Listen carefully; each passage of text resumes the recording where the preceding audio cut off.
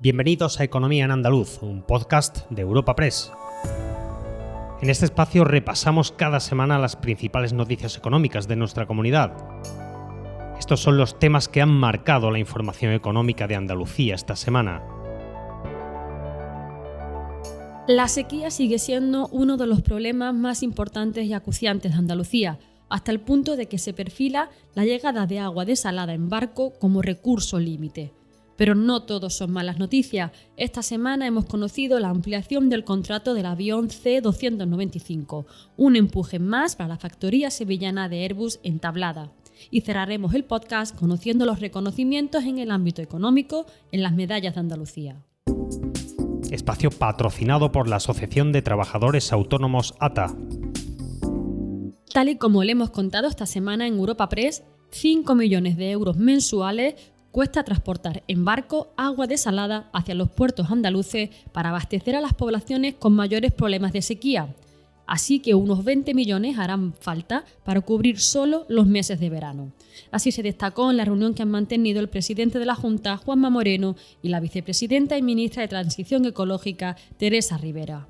Escuchamos a Juanma Moreno. Nosotros nos tenemos que preparar para un futuro incierto y en ese futuro incierto hemos acordado medidas que son de carácter urgente, medidas que son claramente estructurales contra esta batalla que estamos dando contra la sequía. Estamos trabajando en todos los ámbitos, en el ámbito de la desalación, de lo que se está hablando, tanto el Bajo Almanzora, el Bajo Almanzora 1, en el ámbito de Málaga, con la desalobradora de la Tabal. Estamos viendo escenarios incluso a futuribles, como escenarios nos tenemos que poner en el peor de los escenarios, que ojalá nunca ocurra, ojalá nunca lo necesitemos, pero incluso de los famosos transportes de agua, de barcos, donde hemos hablado de todas las posibilidades que hay, simplemente para ir trabajando, ir previendo, en definitiva, y organizando lo que podría ser una logística necesaria para que no hubiera, al menos tuviéramos agua suficiente para el día a día de una parte importante de los ciudadanos de Andalucía. Se trataría de tener un barco al día con la previsión de que pueden llevar unos 100.000 metros cúbicos de agua. Ese agua habría que llevarla a una planta depuradora y luego se distribuiría por la red habitual. La ministra Rivera ha mostrado la disposición del Gobierno para encontrar la fórmula de transportar el agua de una planta desaladora hasta un barco. Por otra parte, también ha llamado la atención sobre la entrada a largo plazo en funcionamiento de las desaladoras de la Sarquía en Málaga y en Almería. Sería por 2027-2028, una fecha que se iría más allá de la emergencia actual. Así lo explicaba Teresa Rivera. Pero lo cierto es que la tramitación de un proyecto de esas características, en efecto, nos hace pensar que más bien el calendario de puesta en funcionamiento sería en 2027-2028, fecha que, por tanto, queda mucho más allá de la situación de emergencia que sentimos en este momento. Por eso, las otras soluciones intermedias de futuro inmediato en las que estamos pensando es cuándo puede estar disponible un incremento de la capacidad de desalación que ya existe en la Tabal y hasta qué punto puede ser necesario el aportar recurso adicional de fuera de la comunidad autónoma. Por su parte, los agricultores siguen en pie de lucha esta semana. La protesta más significativa se ha desarrollado en el puerto de Algeciras, en Cádiz, con más de 1.500 agricultores. La protesta fue tensa y se produjeron cargas policiales. El sector rechaza las políticas agrarias europeas que, a su juicio, los expulsan del mercado. Miguel López, secretario general de COAG Andalucía, lo expresaba así. Las políticas agrarias nos están expulsando, nos están condicionando, no nos dejan trabajar. Y, en definitiva, se nos está cargando este modelo profesional y social que es el mayoritario en la Unión Europea. Significa esto que hay que poner ya pie en pared porque lo que tenemos en juego es la alimentación de Europa, y esto no es ninguna broma. Hemos sufrido situaciones difíciles o de dificultad, como ha sido las mascarillas en la pandemia. Creo que podemos recordarnos donde no había mascarillas para atender a la demanda. Pero claro, no es igual las mascarillas que pensar en que podemos esperar 3 semanas a la comida. ¿Y puede haber una crisis alimentaria en Europa? Sí. Si empezamos a depender exclusivamente de las importaciones, que es lo que se está haciendo, sí. ¿Se puede originar además un problema de salud pública? Sí. Se están utilizando productos que están prohibidos en la Unión Europea. En el ámbito laboral, los sindicatos esta semana han vuelto a criticar el cuarto decreto de simplificación del gobierno andaluz. Dicen que beneficia solo a las empresas y animan a estudiar las posibilidades de llevarlo ante el Tribunal Constitucional.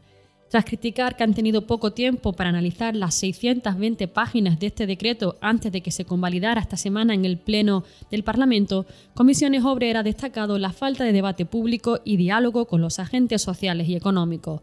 Así lo explicaba Nuria Martínez, secretaria de Institucional y Comunicación de Comisiones Obreras en Andalucía. Que constituyen en su conjunto un barrido normativo, hecho además por y para el mundo empresarial, cuyo objetivo para Comisiones Obreras de Andalucía es la desregulación y la liberalización de la inmensa mayoría de las materias y actividades que afectan a los andaluces y al futuro de Andalucía.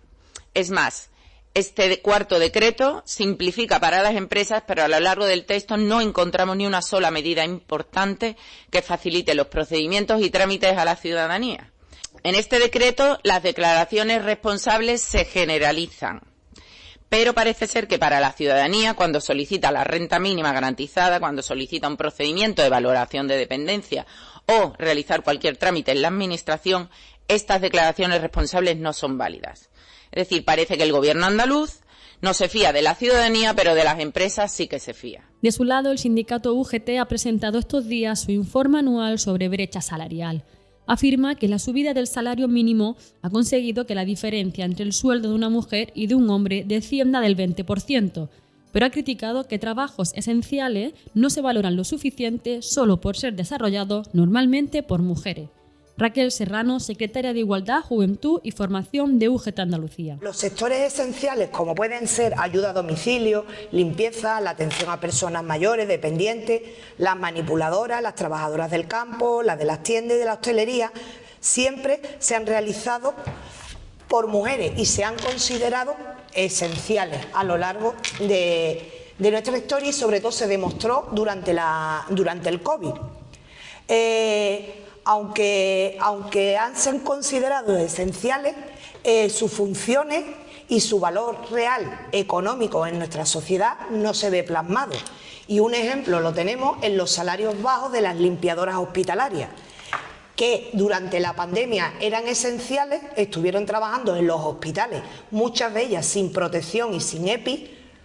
Los médicos y los enfermeros, es decir, personal sanitario, no entraba hasta que esa mujer no hacía la desinfección total de la habitación, pero sin embargo su salario es de los más bajos del sector. Uno de los aspectos más llamativos de esta semana en el ámbito económico ha sido la ampliación del contrato de la India con la compra de 15 aviones más C-295, un modelo que tiene mucho peso en Tablada, una de las plantas sevillanas de Airbus.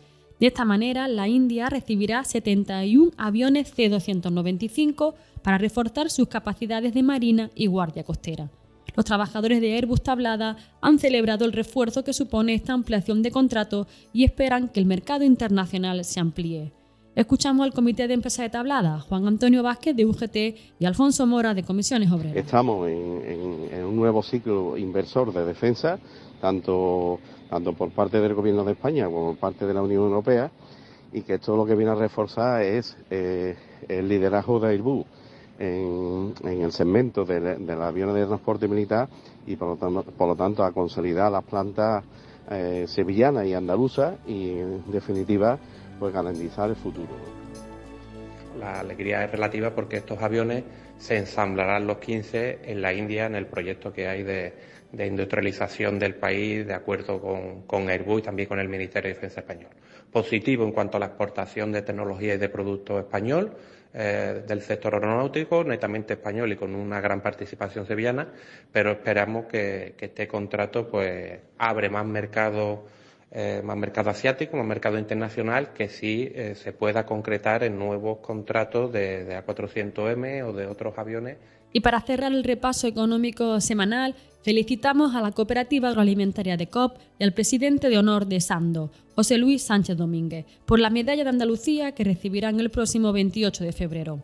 Sánchez Domínguez se sentía orgulloso por recibir este reconocimiento y lo ligaba a los 50 años que cumple Sando este año.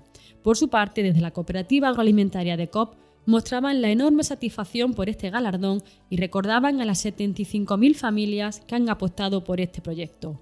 Les habla Ana Marchal, redactora de Economía en Europa Press Andalucía, y escuchamos al director general de DECOP, Rafael Sánchez Puerta. Es una enorme satisfacción recibir este reconocimiento, que yo creo que es muy merecido, fundamentalmente por las 75.000 familias que han apostado por este proyecto. Y bueno, la trayectoria que estamos siguiendo, tanto en aceite de oliva, aceituna de mesa, vino, frutos secos, habernos convertido en la primera cooperativa de España en facturación. Este año superaremos los 1.400 millones de euros y es verdad que nos hubiera gustado recibirlo antes, pero nunca es tarde si la dicha es buena.